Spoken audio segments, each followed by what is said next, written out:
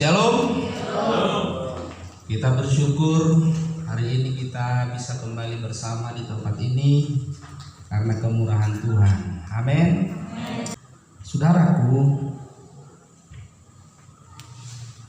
ada banyak orang seringkali salah memahami tentang kehidupan yang dijalani hari-hari ini.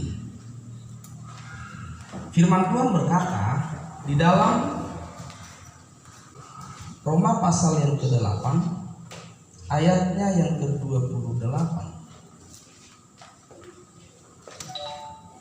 Roma pasal 8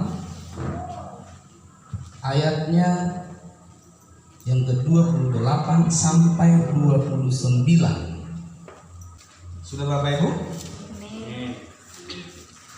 Saudaraku, kalau baca ayat ini jangan cuma baca, harus sungguh-sungguh memahami, karena ini kebenaran firman yang seringkali banyak orang Kristen tidak menghayati sungguh-sungguh kebenaran ini, sehingga mereka tidak bisa menerima realitas hidup, fakta-fakta hidup yang harus diterima dan dijalani. Sehingga banyak orang, termasuk orang Kristen, salah dalam merespon dan menjalani hidup. Ya, kita baca sama-sama Bapak Ibu, Roma 8 ayat yang ke-28 sampai 29, 1, 2. Ya, kita tahu sekarang bahwa Allah turut bekerja dalam segala sesuatu untuk mendatangkan kebaikan bagi mereka yang mengasihi Dia, yaitu bagi mereka yang terpanggil sesuai dengan rencana Allah. Sebab semua orang yang dipilihnya dari semula, mereka juga ditentukannya dari semula untuk menjadi serupa dengan gambaran anaknya, supaya Ia, anaknya itu, menjadi yang sulung di antara banyak saudara.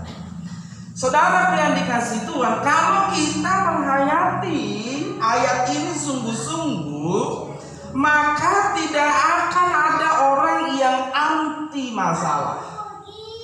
Benar kan? Ya.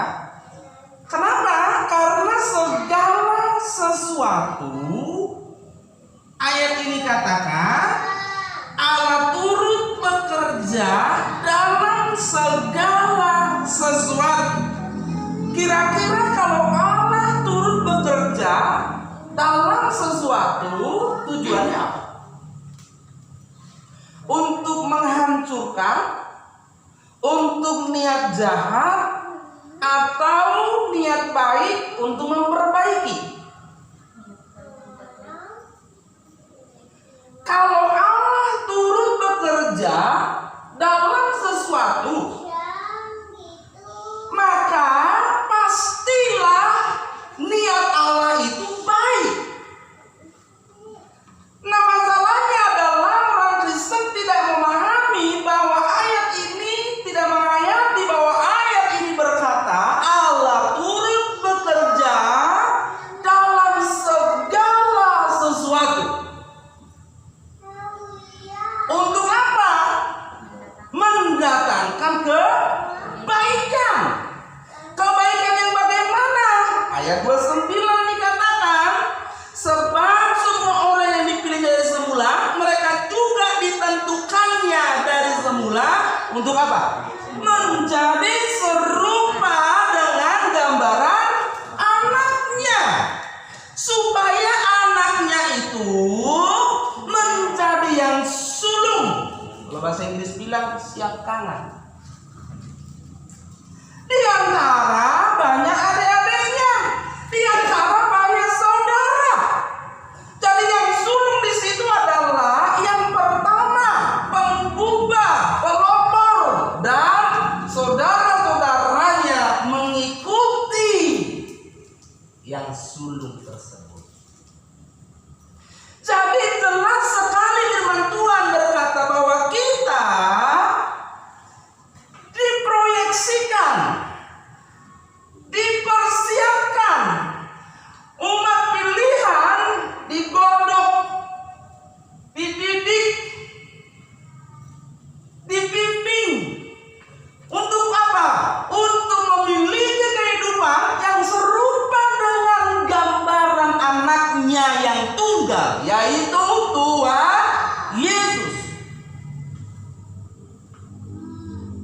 Makanya saudaraku,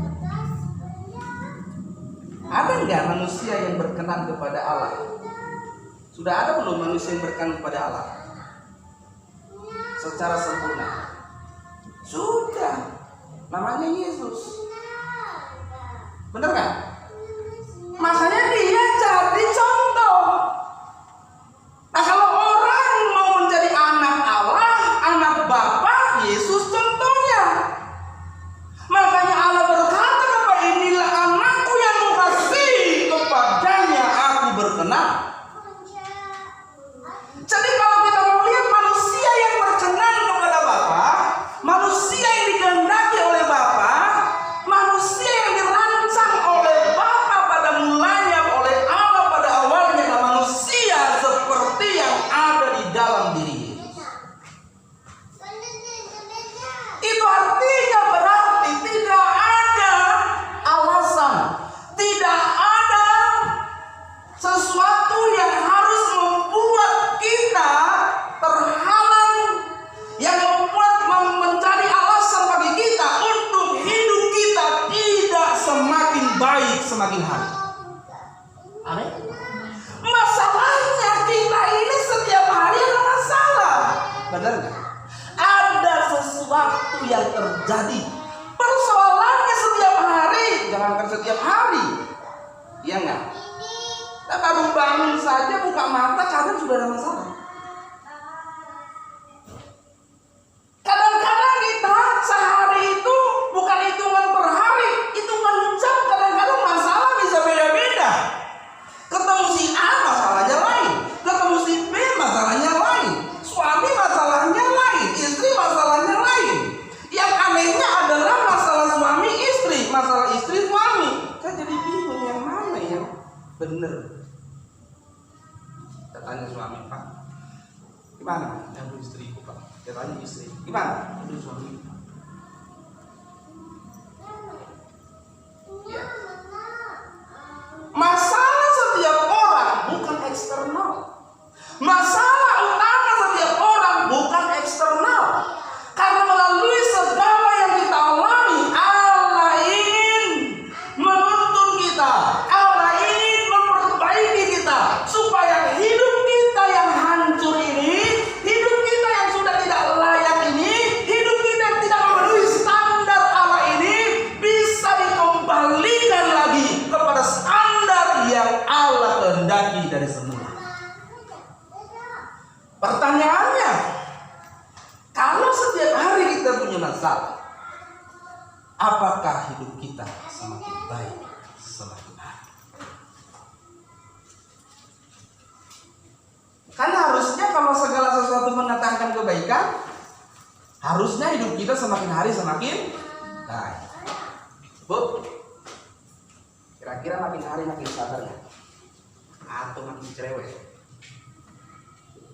Pak, kira-kira makin hari makin baik ya? Atau makin jugul? Gini loh, kalau istri kita semakin hari semakin buat kesal, ya kita jangan bilang begini, "Mah, kau berubah." Nanti dulu, jangan-jangan proyek Tuhan itu di kita. Benar nggak? Iya kan? Supaya apa? Melalui keadaan itu kita sedang diubah oleh Tuhan. Jadi apakah hidup kita semakin baik? 2 Korintus 4 ayat 16 berkata begini. 2 Korintus 4 ayat 16 dikatakan begini. Sebab itu kami tidak tawar hati, tetapi meskipun manusia lahiriah kami semakin merosot, namun manusia batinnya kami dibaharui dari sehari ke sehari. Pak, Bu, menjadi tua itu pasti. Benar nggak? Mau secanggih apapun obat pengawet mudamu, kita pasti tua. Benar? Mau tiap pagi kau cocolin seledri, daun bawang, daun apa tuh, daun, mau di make up, di apa lagi? Pakai apa? Sampai kayak monster begitu.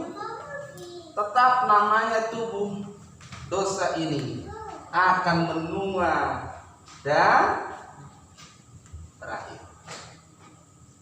Makanya orang Kristen tidak boleh mengklaim bahwa dirinya tidak akan pernah mengalami kelemahan tubuh. Kan ada ajaran itu yang bilang, pokoknya kalau dalam Tuhan tidak ada sakit. Ya nggak? Kami tolak sakit penyakit, kami tolak meja operasi, kami tolak rumah sakit. Habis dia doa yang menolak itu masuk rumah sakit.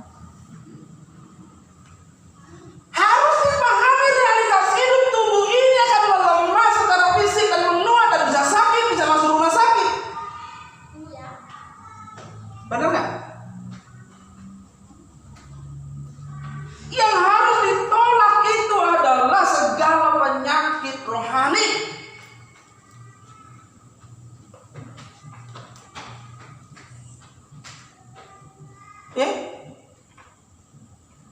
Jadi kalau ada orang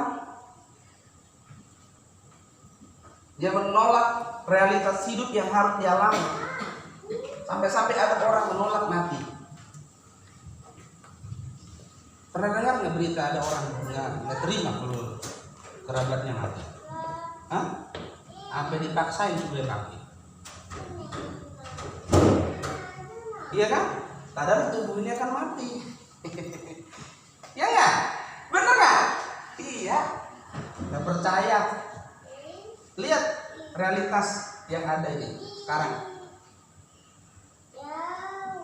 Ini kehidupan di bumi sudah tidak berkualitas.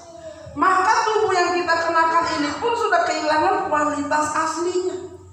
Makanya nanti akan diganti menjadi tubuh kemuliaan, menjadi tubuh yang baru. Pada saat hari kebangkitan, nah orang-orang dibangkitkan, tubuhnya itu mereka akan diberi namanya tubuh yang baru, tubuh kemuliaan, tubuh yang tidak akan mati lagi karena manusia adalah makhluk kekal. Karena dosa tubuh yang paling akan mati, dan nanti mereka akan dikembalikan ke kekekalan. Itu sebabnya manusia akan ada di kekekalan nanti. Satu bagian di surga kekal, satu bagian di neraka kekal. Karena apa? Memang manusia pada awalnya diciptakan adalah kekal, tapi karena dosa Firman berkata maka tubuh akan mati.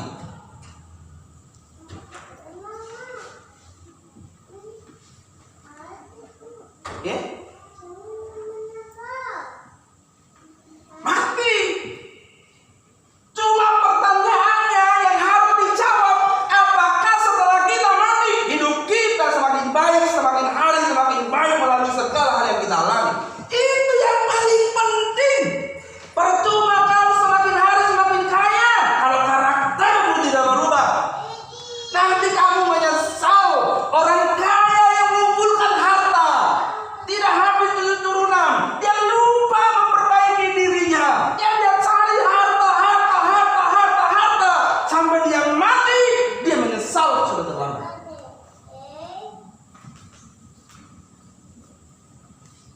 Itu sebabnya pemahaman penghayatan seperti ini harus dilatih. Tidak bisa orang tiba-tiba menghayati dengan sungguh-sungguh. Makanya kita belajar dari sehari ke sehari, belajar terus menundukkan diri kepada Allah, belajar terus belajar apa yang Tuhan maksud, apa yang Tuhan mau melalui segala keadaan kita. Meskipun umur kita bertambah, meskipun badan kita menua, meskipun tenaga kita berkurang, tapi firman Tuhan berkata manusia batinnya kami semakin meningkat. Amin. Jangan makin tua makin kacau. Makin tua harus menjadi bijak sana. Jangan bijak. Tahu maksudnya bijaksana? Maksudnya bijaksana itu makin melebar, gitu loh. Makin lupa dirinya. Kenapa Tuhan tidak berkata kamu semakin bijak sini? Enggak. Bijak sana itu mana? Sana di luar dirimu. Tapi ada banyak orang makin tua makin bijak sini. Apa-apa sini.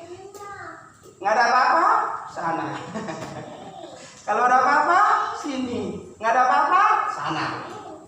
Pokoknya yang salah di sana, yang benar di sini. Iya. Dari waktu ke waktu kita pasti mengalami banyak hal dalam hidup kita. Jadi kalau ibu-ibu punya masalah banyak, nggak apa-apa. Itu realitas hidup. Amin. Amin. Siapa di sini yang mau hidup tanpa masalah? Ada? Kamu melanggar tatanan alam, nggak usah hidup. Benar? Ya? Yesus itu menggambarkan manusia yang harus hidup seperti yang alami. Maka dikatakan anaknya itu taat sampai mati, bahkan taat sampai mati, bahkan mati di kayu salib. Ya kan? Kita belum dikasih salib kan berita mati. Setiap orang harus dimatikan oleh salibnya. Jangan ada orang yang mati di pohon. Setiap kita harus mati di salib masing-masing. Setiap hal yang kita alami tidak ada yang terjadi secara kebetulan atau tanpa seizin Tuhan. Tapi semua yang kita alami adalah seizin Tuhan. Iya nggak? Kalau sesuatu Tuhan izinkan, maksudnya itu baik. Semua hal yang Tuhan izinkan yang kita alami, Tuhan punya maksud baik. Saya ulangi, semua hal yang terjadi yang kita alami Tuhan izinkan. Dan apa yang Tuhan izinkan maksudnya baik. Kalau Tuhan nggak izinkan, kau nggak akan alami.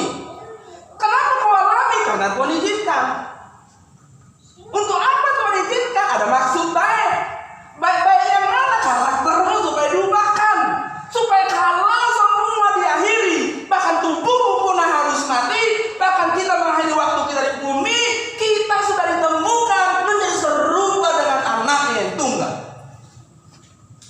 Itu harta abadi yang ada di dompetmu sekarang, yang ada di depositomu, yang ada di rumahmu, itu nggak abadi. Yang abadi itu adalah harta di mana kau kumpulkan di surga setiap hari melalui kehidupan yang terus semakin berkenan kepada Allah. Ya. Dan orang sekarang banyak lo nggak takut menghadapi. Tenang aja lo. Dia nggak tahu Allah itu Allah yang dahsyat. Bagi orang yang tidak hidup sungguh-sungguh, Allah itu yang mengerikan. Suatu saat waktu kita habis, orang yang tidak berkenan kepadanya baru dia tahu Allah itu Allah yang mengerikan, Allah yang dahsyat. Bayangkan saja Bapak Ibu, Dia menciptakan jagat raya yang tidak terbatasi. Iya kan? Karena pernah pikir jagat raya ini ada batas? Nggak ada batasnya. Nggak ada batas jagat raya, tak terbatas sama seperti Allah yang tidak terbatas. Makanya kalau kita hidup di kekekalan nanti, ya kita hidup di dalam ruang yang tak terbatas dan waktu yang tak terbatas. Tidak ada akhir di sana. Kalau jagat raya ini ada akhirnya, kalau kita hidup selama-lamanya suatu saat, ya bisa penuh jagat raya ini. Tapi sampai hari ini pun, para ilmuwan pun belum menemukan batas jagat raya. Masih diukur sebatas yang mereka bisa jalani. Itu sudah triliunan kilometer, Bapak. Luar biasa. Jangan pikir saudara, kenapa kita kalau kena api kepanasan? Tubuh dosa, tubuh kemuliaan itu kena panas gak hancur. Benar gak? Kalau saudara diangkat ke surga dengan tubuh begini, berkeping-keping di angkasa sana, maka orang sebelum diangkat tubuhnya diganti dulu dari tubuh kemuliaan, supaya ketika naik ke surga itu di tengah jalan gak kedinginan, beku. Kalau sekarang kena api, tubuh dosa, dicubit sakit. Nanti kita punya tubuh kemuliaan, saudara. Saudara mau bertahan dengan tubuh yang begini, tubuh kemuliaan? Hah? Ada orang banyak yang bilang, kamu rindu ke surga nggak? Rindu. Tapi sayang sama dunia. Kenapa sayang sama dunia? Banyak yang mengikat. Iya kan? Aduh, Pak, kau boleh punya apa saja tapi jangan terikat. Saya kasih tahu. Kau boleh kaya, punya apa saja, jangan terikat. Karena kalau kau terikat dengan harta di bumi, kamu tidak akan mau pulang ke surga. Percuma kamu pun bilang aku rindu surga, kamu sayang dengan dunia ini. Nanti yang bikin kaget dunia diakhiri, kamu tidak siap-siap. Nggak bisa sebentar persiapannya. Kita jatuh bangun Bapak Ibu, jatuh bangun, jatuh, ambruk, bangun lagi, jatuh bangun. Jadi ini bukan urusan sehari loh, ini bukan urusan 5 menit, ini bukan urusan setengah jam, ini urusan yang panjang. Karena pertobatan itu bukan sebuah titik. Maka Yesus berkata, akulah jalan. Nggak tahu jalan? Ada nggak jalan satu titik? Hah? Ada nggak jalan satu titik? Nggak, jalan itu panjang. Jadi kalau Yesus berkata akulah jalan, itu kita melewati sebuah proses yang panjang. Makanya kita terus dikasih tahu berubah dari sekarang, berjuang dari sekarang. Karena kalau tidak, nanti ada saatnya kamu tidak bisa diubah lagi. Bukan Allah tidak bisa mengubah, tapi kamu tidak mau diubah lagi. Kenapa? Karena sudah terlalu terikat dengan dunia.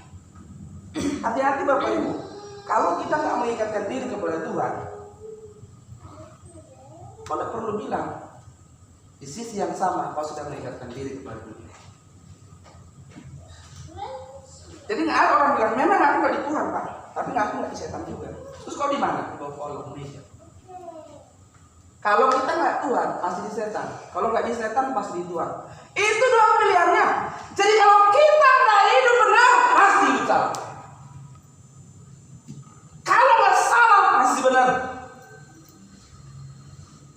Apakah dari waktu ke waktu hidup kita semakin baik? Coba kita cek nah. Kira-kira kita makin baik kan? Karena harusnya semua hal yang kita alami membuat kita semakin baik. Karena apa yang kita alami dari Tuhan dan apa yang Tuhan izinkan maksudnya baik. Amin. Amin. Jadi terima saja. Kita harus memandang dunia ini sebagai arena perjuangan. Amin.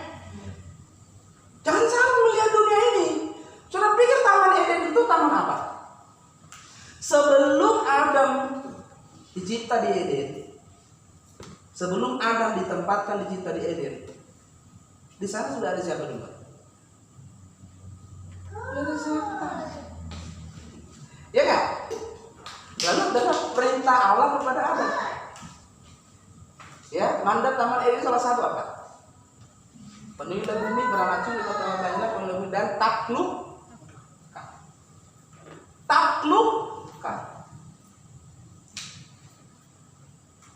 Perjuangan terberat Adam menaklukkan siapa?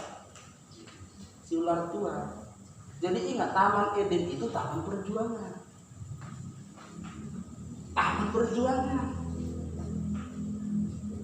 Bukan taman yang banyak rumputnya, indahnya, terus ada musik-musik yang indah, lalu kita keliling-keliling di taman. Kenapa? Karena ada si kunyuk di situ yang harus kita kalahkan. Sama hari ini pun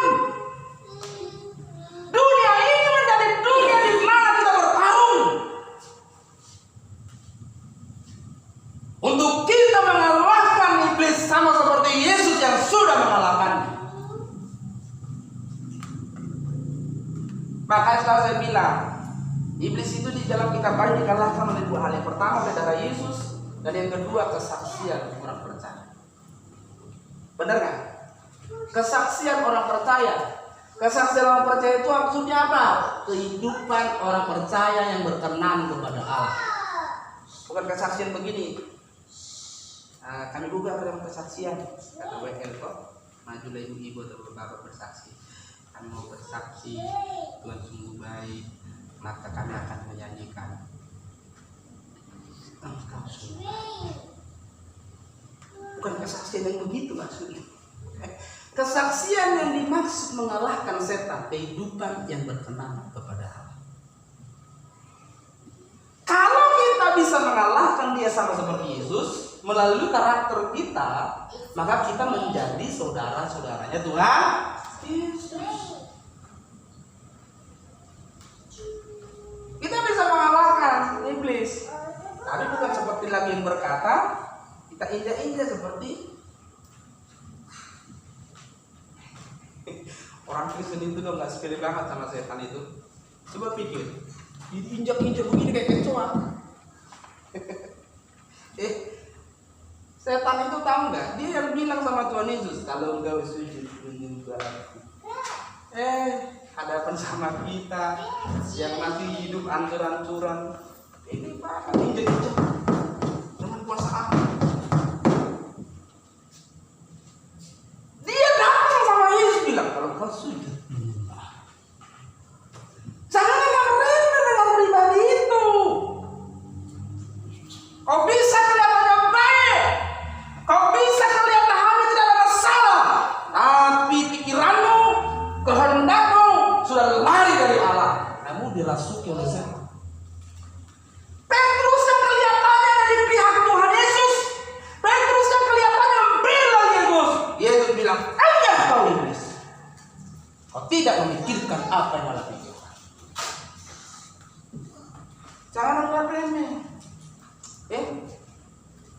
Si kunyuk yang satu itu benar-benar berbahaya. Makanya dia bilang, Alkitab bilang, dia berkeliling seperti singa yang mengaum-ngaum, yang siap menerkam orang yang bisa diterkam. Kalau kau kasih celah, dia terkam dirimu. Amin. Jangan kasih celah. Nah, kalau roh jahat saja bercokol di dirimu, bagaimana kamu mengusir setan? Nah, masalahnya orang Kristen banyak menyamakan setan dan roh jahat. Setan dalam Alkitab ditulis dalam bahasa aslinya itu adalah diabolos.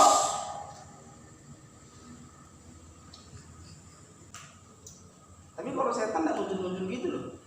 Jadi pikiran, aku kira aku baik, kita kira kita sudah baik, tahu-tahu enggak. Bahaya. Nah, kalau roh jahat saja itu nggak bisa kalahkan, gimana melawan setan? Coba pikir. Kalau anaknya kok nggak bisa kalian, gimana tuh kalian engkongnya?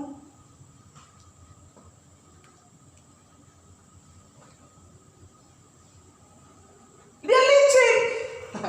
Kalau orang jahat main muncul-muncul begitu mah enggak, itu mah ilmu rendahan.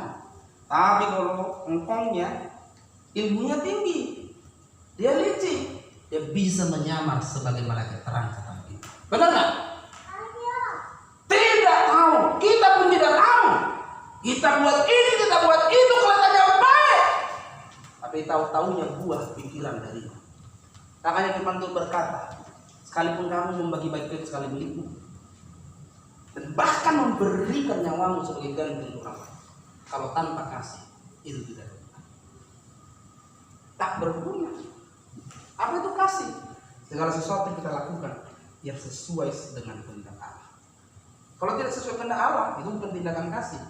Tindakan baik bisa, tapi tidak baik menurut Allah. Itu sebabnya, saudara. Bagaimana supaya melalui semua hal yang kita alami, hidup kita semakin baik? Pahami maksud Tuhan melalui apa yang terjadi dalam hidup. Mengapa dan apa yang Tuhan mau? Tanya Bapak Ibu. Kenapa ya kalau saya ini perutku mules-mules terus? Oh iya, setiap pagi aku makan sambal. Kenapa ya? Kok setiap pagi saya itu perut berbunyi? Oh iya, tiap malam aku pakai kipas. Contoh. Kan tahu kan? Bener nggak? Kenapa ya? Kok aku ribut terus ya sama istriku ya? Aku ribut terus ya sama suamiku ya? Tanya, kenapa ya? Kalau ditanya, Bapak pengen ribut kan? Enggak, saya pengen ribut Pak. Cuma kalau dipancing ya saya ribut. Nah itu pengen ribut namanya. Kalau kamu ribut gak ada yang mancing, kan gak lucu. Ribut sendiri kan? Kenapa nggak pengen ribut aja saya? Tanya, selidiki, cek. Dan pura-pura nggak tahu, padahal Roh Kudus sudah kasih tahu. Kadang-kadang kita lebih sering dengar Roh Kudus daripada Roh Kudus. Tahu Roh Kuda? Ya bukan Roh Kudus, pasti Roh Kuda. Aku tetangga di taman cerita, suamiku begini, istriku begini. Makanya dari itu gue bilang, udah tinggalin aja istrimu, tinggalin suamimu itu. Habis itu kamu kan berubah itu, percaya deh. Tahu nggak tahu ambil air dari mana itu.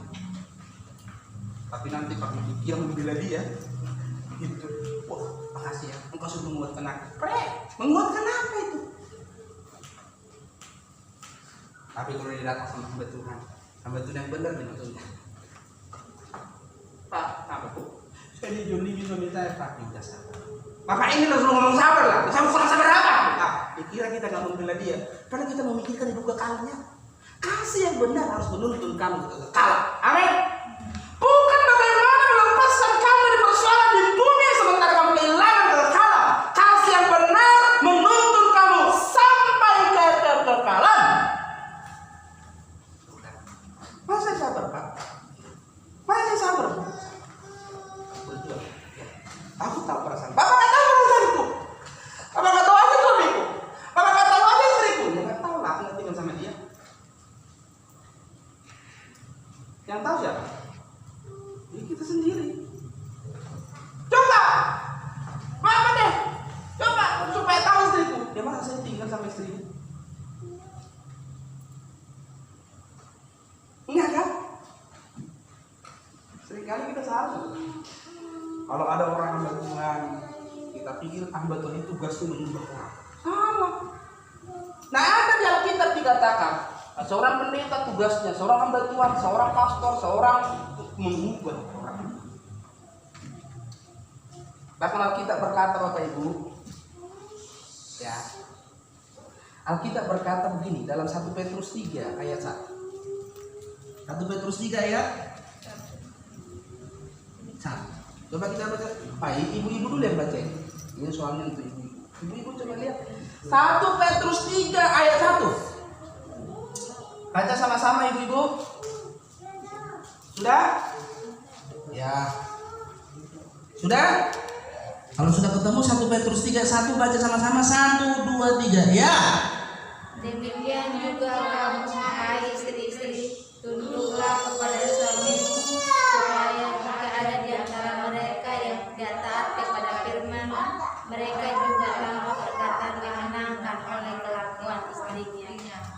Ingat, kalau ada suamimu yang sakit jiwa, kan itu maksudnya tidak taat kepada firman. Orang kalau dia taat kepada kita sakit jiwa semua. Sekarang pun kita lagi sakit jiwa.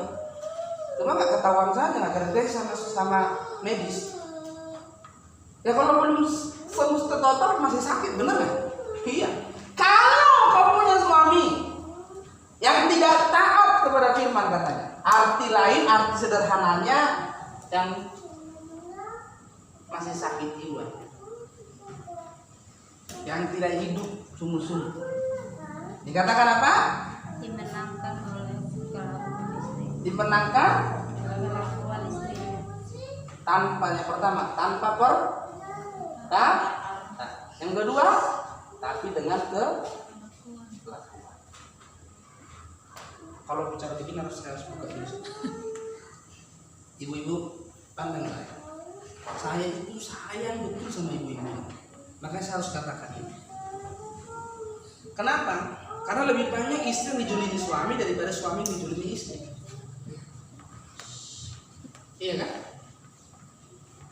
Walaupun ada suami yang dijolimi istri, nggak sebanyak suami istri yang dijolimi suami. Ya, lihat. Bagi yang sudah terlanjur menikah, yang belum menikah, ini nggak pakai. Iya toh? Yang sudah terlanjur menikah. Suami yang jahat itu bisa dimenangkan tanpa tapi melalui biasanya ibu-ibu kalau lihat suaminya nggak bener, dia baik.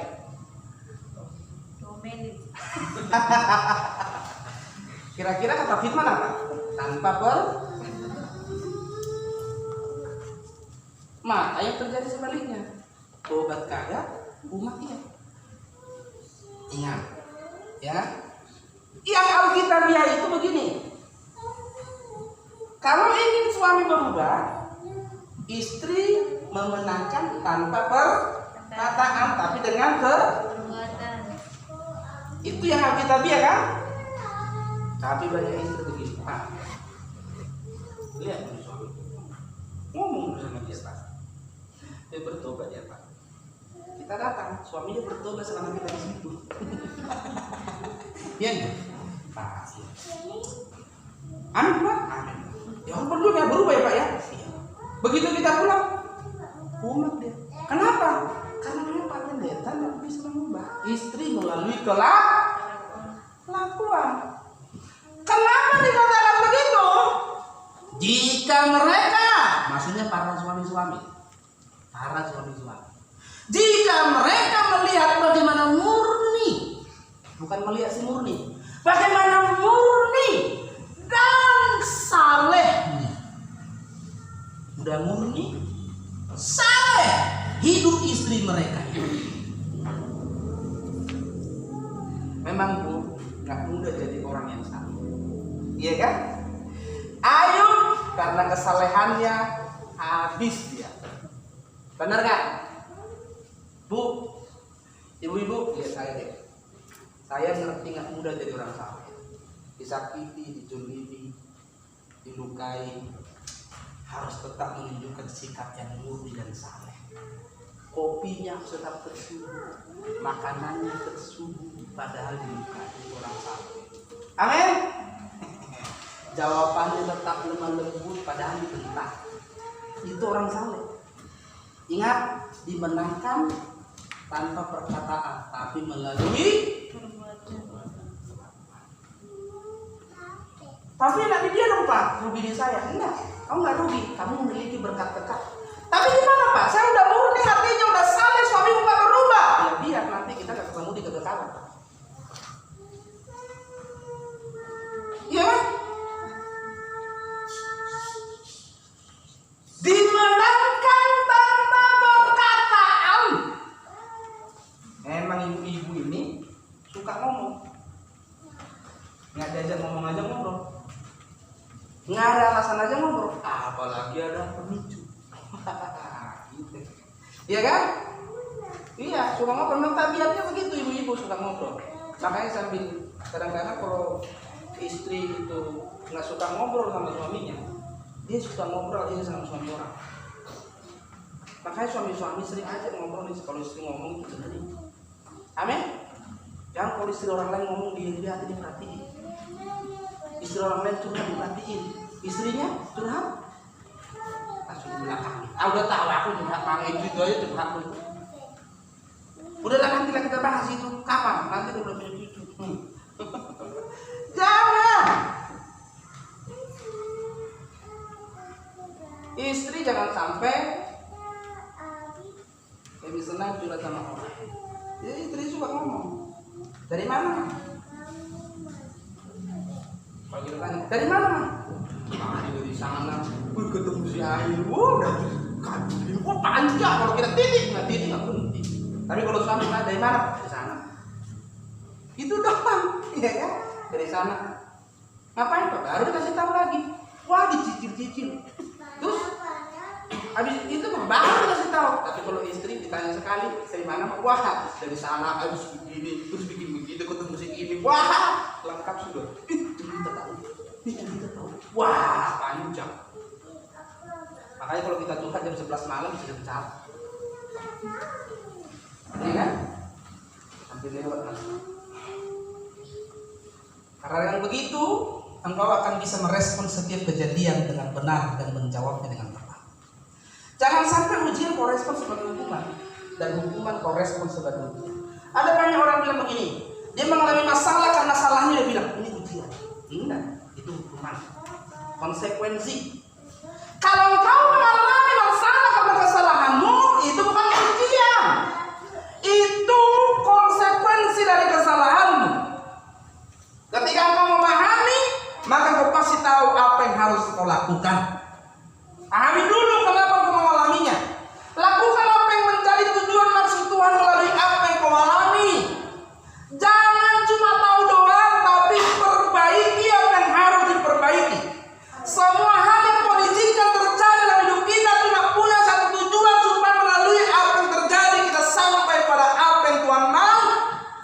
memiliki karakter anaknya, memiliki karakter anaknya, yaitu Tuhan Yesus. Cuma itu tujuannya. Jadi kalau kita disakiti, dilukai, tujuannya cuma satu. Kenapa itu Tuhan izinkan? Supaya kita memiliki karakter seperti anaknya yang tunggal, yang ketika disakiti, yang ketika dilukai, yang ketika disiksa, dia tidak sakit hati, bahkan dia melepaskan pengampunan. Bahkan orang-orang yang menyakitinya itu juga dia tebus dari dosa. Kita harus memiliki karakter anaknya. Segala keadaan itu mendatangkan kebaikan, supaya kita menjadi serupa dengan anaknya yang tunggal, dan dia menjadi sunduk. Setelah kita memahami mengapa dan untuk apa Tuhan mengizinkannya, lakukan apa yang Tuhan mau, maka apapun yang kau alami pasti mendatangkan kebaikan. Itu sebabnya orang kalau semakin banyak masalahnya, kalau dia tahu kebenaran ini dan menghayatinya, hidupnya pasti akan semakin baik. Bu, kalau kesabaranmu semakin hari, setiap hari diuji, harusnya kau makin sabar, bukan makin tidak sabar. Pak, kalau semakin hari kesabaranmu diuji, harusnya kamu makin sabar. Kenapa? Karena tiap hari diuji. Kalau semakin hari kita setiap hari ada orang menyakiti, melukai kita, harusnya semakin hari kita semakin tidak tersakiti dan tidak terlukai. Kenapa? Karena keadaan itu mendatangkan kebaikan, mengubah karakter kita yang tadi masih suka sakit hati karena sering disakiti, yang tadinya masih suka terluka karena sering dilukai. Lama-lama kita tidak tersakiti, kita tidak terlukai, tapi bisa melepaskan pengampunan. Itulah yang Tuhan mau. Karaktermu diubah, karena itu yang bernilai kekal. Seluruh dunia ini gak ada harganya bagi Allah. Maka Yesus berkata, firman Tuhan berkata, apa gunanya kau memperoleh seluruh dunia kalau jiwa binasa? Bagi Allah dunia ini gak ada harganya. Jadi jangan sombong, sekalipun kau punya seisi dunia, bagi Allah itu tidak berharga.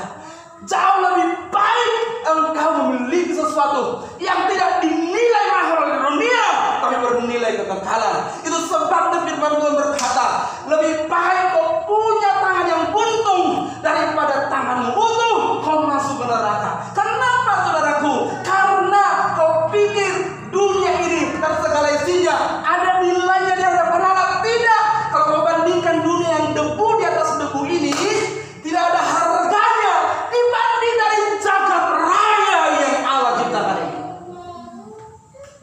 Bumi kita ini kalau saudara di antara triliunan planet hanya setitik debu, apalagi kita. Jangan pernah menghargai dunia ini lebih dari berkat kekal yang Tuhan sudah kerjakan dalam hidup. Kalau kau mendengar kebenaran, itu berkat kekal yang sedang dimasukkan dalam hidup. Kalau hidupmu semakin buruk karena mengalami masalah, mengalami sesuatu, berarti kau telah salah memahami maksud Tuhan, sehingga kau salah merespon. Atau kau sudah memahami tapi kau tidak melakukan apa yang sudah kau paham. Jangan jubul Pak, jangan jubul Bu. Kasih tahu kau sudah salah, atau jangan pura-pura nggak tahu. Sudah jelas-jelas apa yang kau kerjakan, apa yang kau lakukan menyebabkan sesuatu yang buruk. Jangan pura-pura tidak tahu. Jangan bersikukuh di situ. Ubah karaktermu. Tidak ada gunanya kalau kita melihat suatu saat melihat kekekalan. Saya berdoa kita nggak terlambat menyadari segala sesuatunya. Lihat keadaan dunia ini. Dunia ini yang anehnya, orang sudah tahu dunia akan berakhir dan hidupnya akan berakhir, tapi nggak ada siap-siapnya. Aduh, dia pikir surga itu murahan. Dia pikir surga itu adalah seperti orang mau pergi ke luar negeri, orang mau pergi ke negara tetangga, dia pikir surga di sana. Surga itu tempat pemerintahan Allah dilaksanakan, dan di mana kita dengan Allah tinggal selamanya. Itu bukan tempat yang murah. Itu sebabnya apapun yang terjadi dalam hidupmu, pahami dan mengertilah maksud Tuhan. Mengapa dan untuk apa Tuhan mengizinkannya dan melakukannya? Lakukanlah apa yang menjadi maksud Tuhan melalui apa yang kau alami. Maka apapun yang terjadi tidak akan membuat hidupmu semakin buruk, tapi akan semakin baik. Orang yang benar-benar sudah siap, orang-orang yang benar-benar sudah siap, bersungguh-sungguh merasa berkenan kepada Allah, ada satu ciri yang paling jelas. Dia tidak takut menghadapi kebenaran. Jadi kalau kita masih takut mati, aduh, banyak ketakutan dalam dirimu, banyak yang harus kau ubah. Kita harus ada di titik seperti Paulus yang berkata, bagiku mati adalah keuntungan. Amin. Wah, jangan pikir Paulus itu gampang bilang begitu, karena dia sudah berjuang, dia sudah mengalami fakta-fakta hidup berjalan bersama Tuhan. Dia mengalami Tuhan setiap saat sampai dia berani berkata, bagiku hidup adalah Kristus, mati adalah keuntungan. Kalau orang sudah mati saja damai sejahtera, dah. Karena pemahaman kita yang benar, bukan karena pemahaman yang salah. Karena ada kenyamanan yang salah. Kenyamanan yang salah adalah kenyamanan yang ditawarkan oleh dunia. Sampai kita di titik itu, kita benar-benar sungguh-sungguh ingin meninggalkan dunia dan merindukan kebenaran. Itu sebabnya,